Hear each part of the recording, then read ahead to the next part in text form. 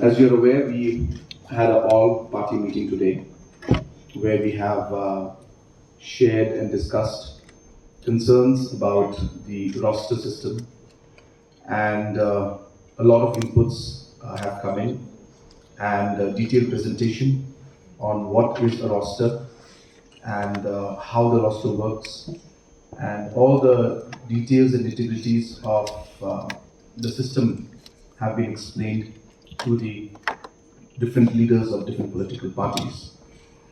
Uh, Most of the political parties who are present here right now on the dais with me have seen the presentation and are satisfied seeing what the details are, and concerns have been raised and some clarifications have been sought, and hence we have decided that in order to ensure that all the different concerns that are there are clarified, and hence a committee is proposed to be set up, which will be chaired by our Honorable Health Minister, Kong Ampareen, and different members from different political parties will be in it, so that we can allow them to seek clarification and give further suggestions on how they propose that or they suggest that we should move forward. Apart from that, certain clarifications have been sought. We have clarified most of the points. Certain clarifications like whether in the education sector this particular system will apply or not.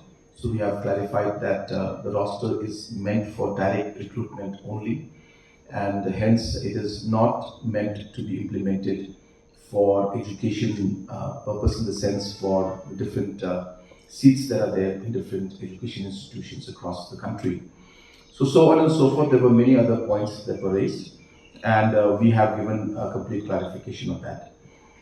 We have also in the presentation explained to the different political parties that the appointments that have been made from the past, those appointments from 1972 onwards, have been done, and we will put them as far as possible from different inputs that we received.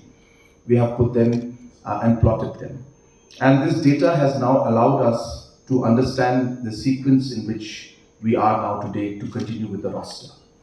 I would like to clarify here today also that all the appointments that were made in the past, in all the decisions that were taken as per the reservation policy.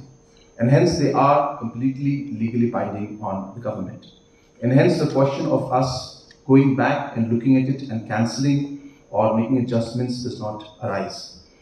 So therefore, these were done and appointed based on the reservation policy.